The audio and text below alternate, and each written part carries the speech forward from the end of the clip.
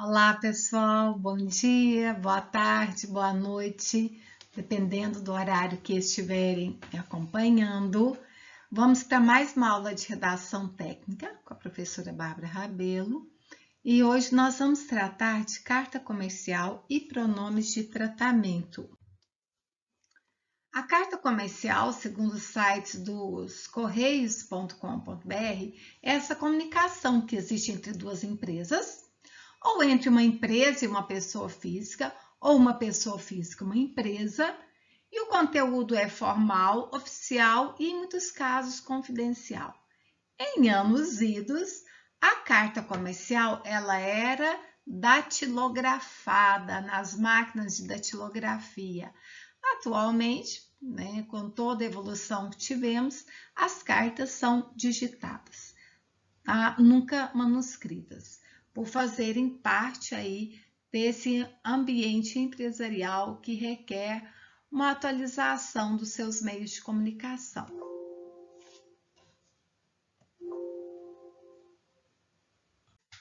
Nós vamos perceber que a carta comercial, embora tenha tido toda a atualização dos processos, dos meios de estabelecer comunicação entre as empresas, entre as pessoas, ela ainda continua presente, ela tem seu valor e ela tem seu lugar. Então, ela é um meio muito importante aí de comunicação entre as empresas. Dentre os assuntos que ela trata, pode ser uma opinião, uma crítica, uma solicitação, um comunicado, um agradecimento, uma propaganda. Nós vamos ter diversos tipos aí de carta comercial, dependendo da sua finalidade. Um aspecto a que devemos nos ater é que a carta comercial ela vai ser impessoal e imparcial. Ou seja, lembram comigo esses conceitos que já estudamos? Impessoalidade, ela vai ser escrita na terceira pessoa. Imparcial, ela não demonstra emoção, sentimento, juízo de valor. Então, ela é uma carta que vai ser escrita numa linguagem clara, formal, objetiva. O texto vai ser breve, os parágrafos vão ser curtos, pretendendo aí atingir o seu destinatário com uma informação breve, concisa, que ele entenda e que ele possa responder o mais breve possível. Vamos observar então a estrutura da carta comercial. Nós vimos aqui neste exemplo o papel timbrado, que vai compor aí esse timbre, ela vai compor o cabeçalho, né? Então, nós temos aí o logotipo, o nome da empresa, o endereço. Abaixo dele, nós temos número e índice, ou seja, algumas empresas fazem esse controle das cartas comerciais que enviam. Então, essas cartas comerciais, elas são numeradas e se coloca o nome do departamento, a sigla do departamento que está enviando o texto e aquela numeração para controle próprio. E aí, na sequência, é que eu teria o local e a data. Então, o local e a data estão aqui acima do corpo do texto e geralmente na margem esquerda. Se o papel timbrado aqui já tem a cidade, aí dispensa colocar o nome da cidade. Dispensa, mas você pode colocar. E se for uma empresa que tem várias filiais? Então, é importante que seja colocado. Acho interessante que a gente mantenha local e data.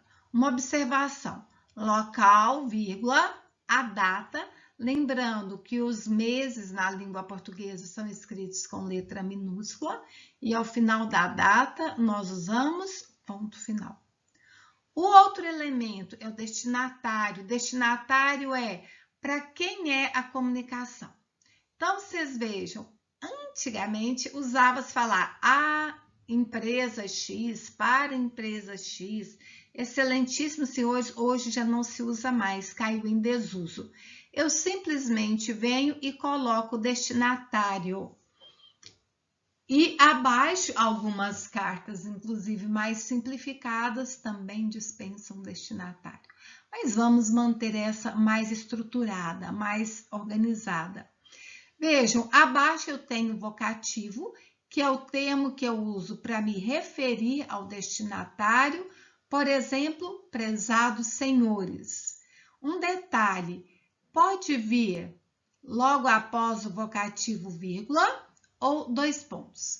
Mas o mais comum hoje é que eu use 2 pontos, porque considera-se que a carta vai fazer uma enumeração aí de fatores, de fatos. Os dois estão corretos, mas o mais usual hoje, após o vocativo, são os 2 pontos. Na sequência, vejam, pensando então na estrutura da carta, nós estamos usando um papel A4 timbrado com a logomarca, com o endereço aí da empresa. Aí nós tivemos, então, o número da correspondência para controle da empresa, o local e data, o destinatário, o vocativo. Vamos para o corpo do texto. Observem que as cartas, elas vão ter aquela lógica dedutiva. Eu vou usar introdução, desenvolvimento e conclusão. Ou seja, minha carta deve ter início, meio e fim.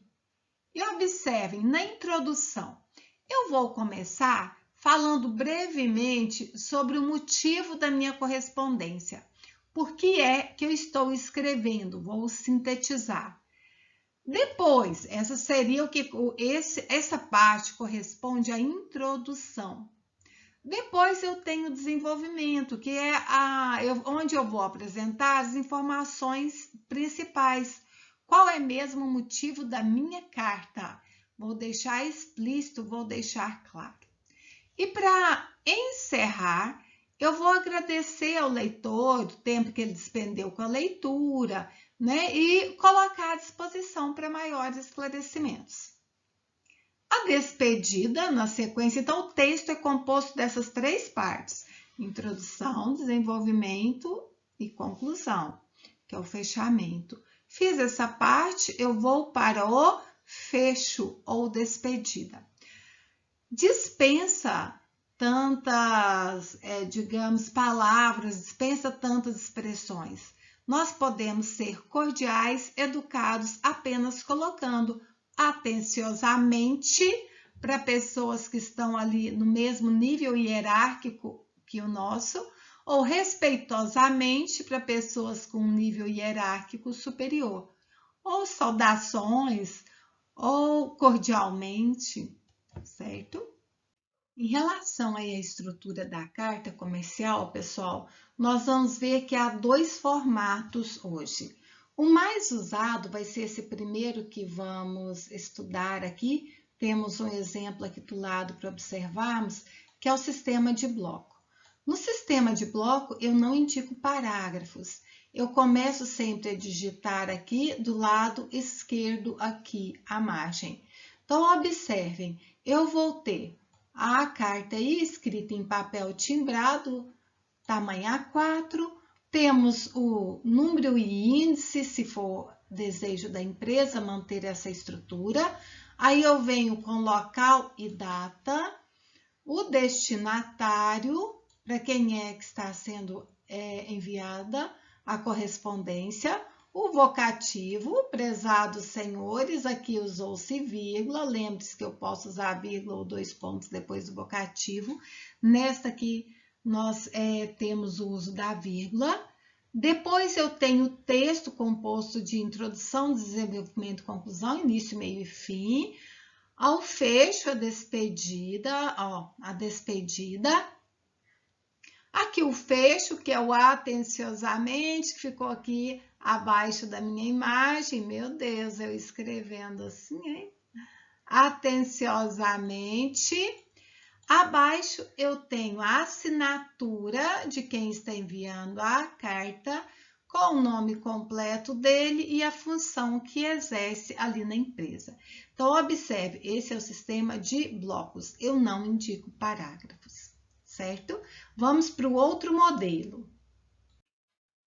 Reforçando ainda, pessoal, então outro sistema de escrita é o sistema de encaixe, em que eu vou escrever no formato tradicional, saltando aqui o espaço para indicar os parágrafos.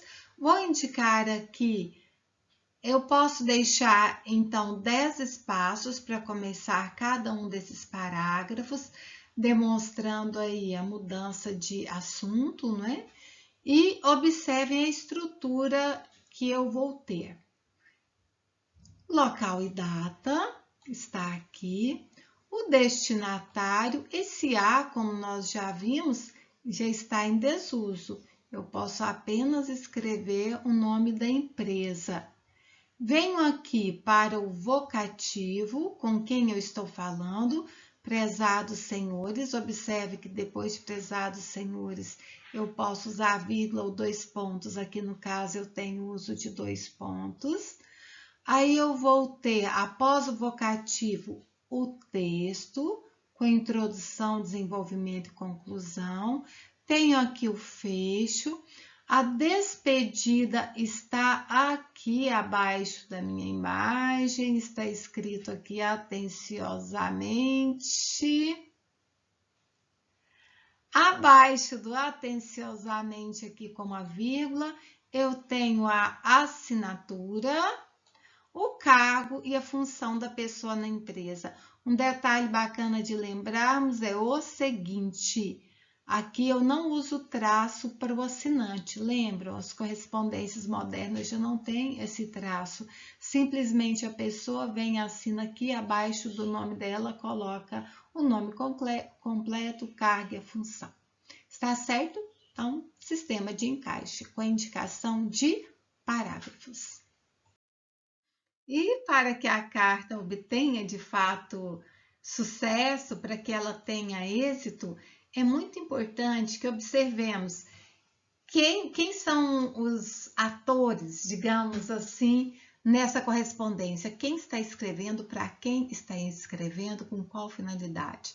Então, é preciso que haja o entendimento contextual, o entendimento do contexto, e eu consiga adequar a linguagem a este momento, a este interlocutor.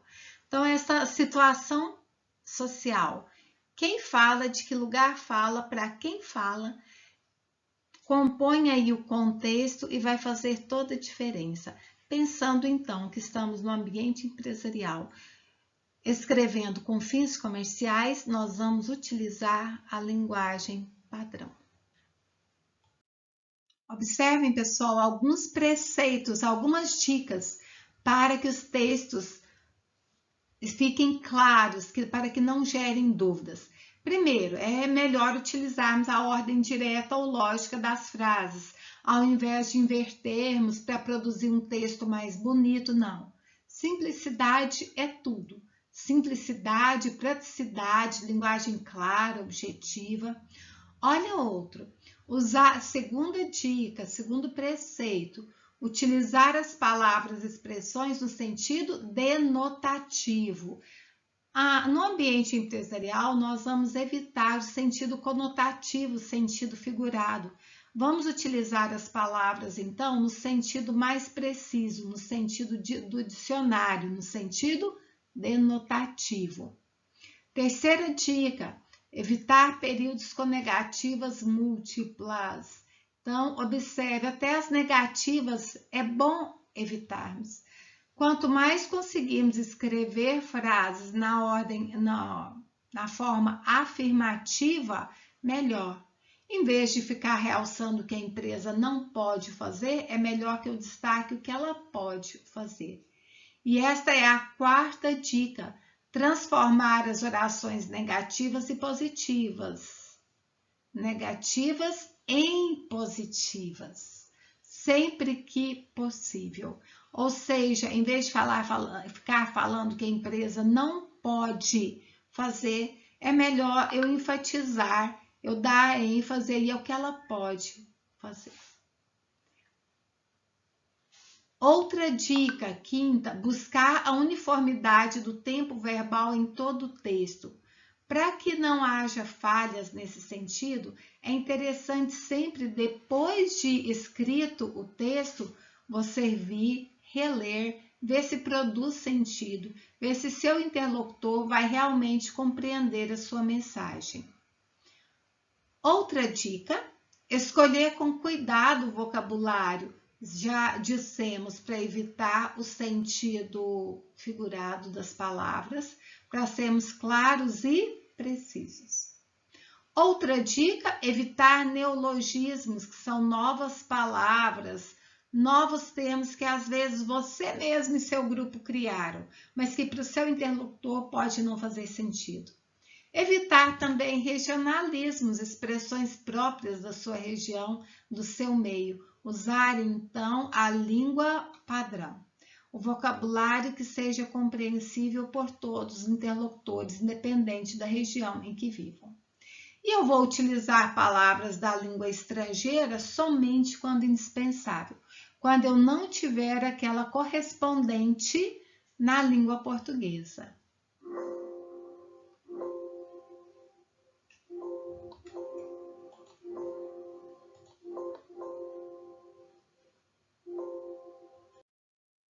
Mais alguns lembretes, acho que tem reforçado bastante essa questão, que o tamanho do papel deve ser o A4. Impressão apenas de um lado do papel, pessoal, 20 a 25 linhas por página. Uma carta comercial eu não digito no verso. Então, por isso é tão importante que eu seja concisa, precisa, para não ultrapassar aí uma folha de papel. As margens padrão. Observe, se estamos digitando, nós temos que observar esses critérios. Deixar 3 centímetros as margens direita e esquerda na parte superior e na parte inferior. Os espaços, posso usar espaços duplos ou em meio. Entre os parágrafos, é costume duplicar esse espaço, principalmente quando estamos escrevendo em blocos, para dar aquela percepção para o leitor de que o parágrafo acabou. Outros lembretes legais, importantes aí. Simplificando o texto, observe algumas dicas. Em vez de eu dizer, no decorrer de todo o ano de 2022, eu posso dizer apenas neste ano. Em vez de eu dizer na expectativa, faltou um C aqui, na expectativa de, eu posso simplesmente dizer, esperamos que. Em vez de eu falar anteriormente citado, que é um pleonasmo, eu só posso dizer citado. Segue em anexo a esta carta, eu posso dizer anexamos o documento X, ok? Um detalhe bacana, que a carta ela deve estar dirigida a uma pessoa específica. Se você sabe a empresa, se você não conhece ninguém, é interessante que você ligue, pergunte o responsável, o nome e a função, para você direcionar a sua correspondência. E olha algumas expressões que sempre vão estar presentes nessas nossas cartas comerciais. Solicitamos a Vossa Excelência, informamos a Vossa Excelência ou a Vossa Senhoria. Acredito que na maioria dos casos vamos usar senhoria. Atenciosamente, cordialmente, são expressões que estarão sempre presentes.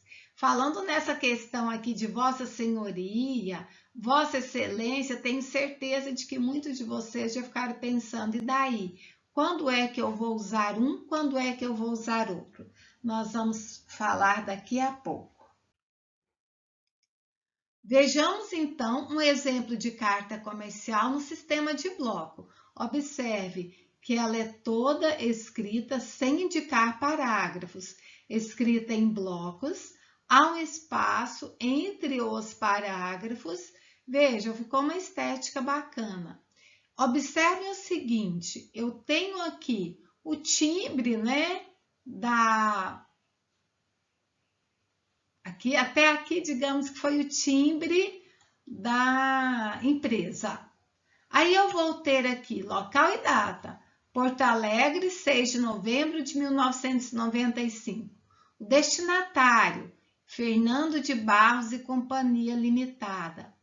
O vocativo, prezados senhores.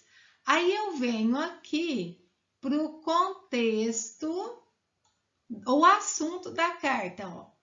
A solicitação feita pelo escritório de Vossas Senhorias, representada em nossa cidade pelo senhor Marcelo Silveira, informamos que seguiram, via aérea, 10 caixas dos medicamentos pedidos. Comunicamos que a duplicata número 08613 foi encaminhada ao sistema de cobrança, ok? Aí eu venho aqui com a minha despedida. Atenciosamente, e a assinatura. Tiago Almeida, a função do Tiago Almeida naquela empresa, diretor. Observe, uma carta enxuta, sucinta, que informa tudo o que precisa informar, sem mais delongas. Sempre bom a gente considerar quais são os riscos que uma carta comercial apresenta. Observe, quando eu escrevo uma carta e envio, o texto escrito ele é irrecorrível, não tem como eu mudar. Assim como é possível fazer numa comunicação oral, por telefone, por exemplo, quando eu ligo para uma empresa, para um gerente, quero tratar de uma situação, quando eu estou conversando, eu posso me justificar, eu posso explicar, mas a carta não.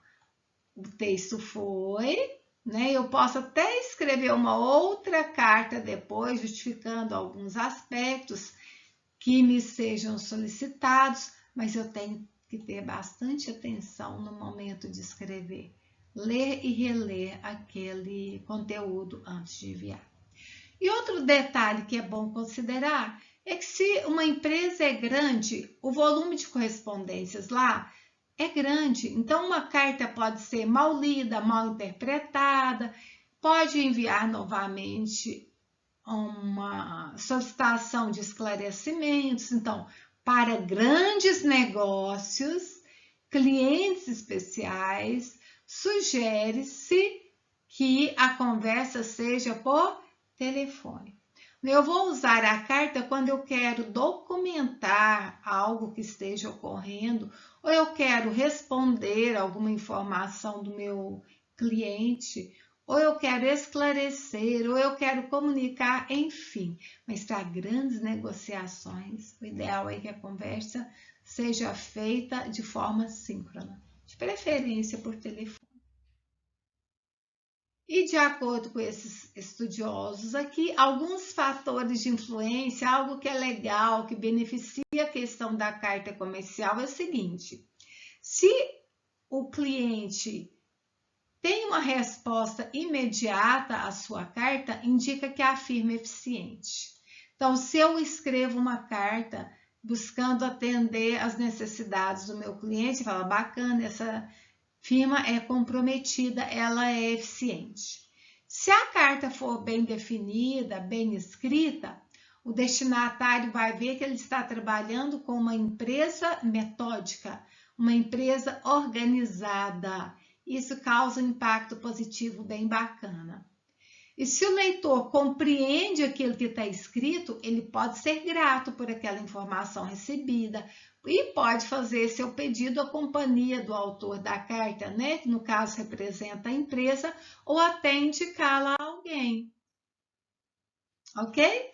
Pessoal, vejam, quanto aos pronomes de tratamento, é muito interessante que agora que estamos escrevendo, nós nos atentemos para eles, que são pronomes que eu vou usar dependendo da pessoa com quem eu esteja conversando. Então, por exemplo, vou pegar alguns. Eu uso o pronome você quando eu tenho um tratamento íntimo, familiar, próximo com a pessoa. Olha, abreviatura, você, vocês. Quando eu não tenho esse tratamento, essa intimidade, essa proximidade, ou um tratamento comercial, que é melhor que eu indique um tom respeitoso, é bom que eu use senhor, senhora. Estão aqui as abreviações.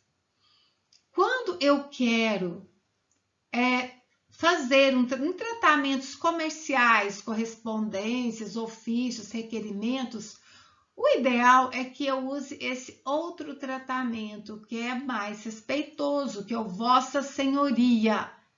Observem a abreviação. Se eu vou escrever ou me dirigir para pessoas com alta autoridade, como o presidente da República, senadores, deputados, embaixadores, eu vou usar o pronome Vossa Excelência.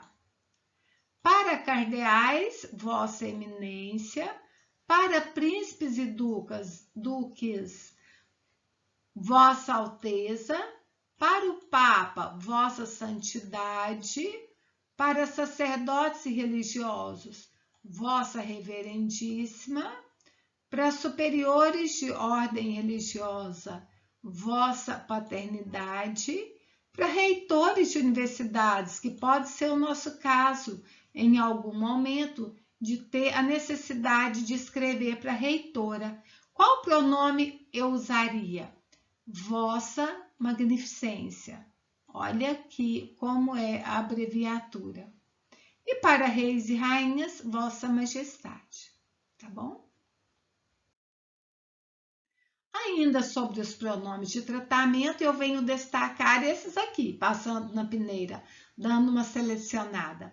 Vossa Senhoria, Vossa Excelência, Vossa Eminência, Vossa Alteza, Vossa Santidade, Vossa Reverendíssima, Vossa Paternidade, Vossa Magnificência, Vossa Majestade, Senhor, Senhora, Senhorita. Então, vejam, para pessoas que ocupam cargos importantes, funcionários graduados, vereadores, chefes, secretários, diretores de autarquias, eu posso usar Vossa Senhoria. Para autoridades de relevo na sociedade, como o presidente da República, deputados, senadores, embaixadores, ministros, governadores, eu posso usar professores de curso, oficiais generais, juízes, desembargadores, procuradores e promotores, eu vou usar Vossa Excelência. Cardeais, Vossa Eminência, príncipes e duques, Vossa Alteza, e assim por diante, como já havíamos falado. E ainda, dando uma reduzida, eu acredito que vocês vão fazer mais uso de Vossa Excelência para autoridades governamentais, Vossa Magnificência, no caso, para reitores,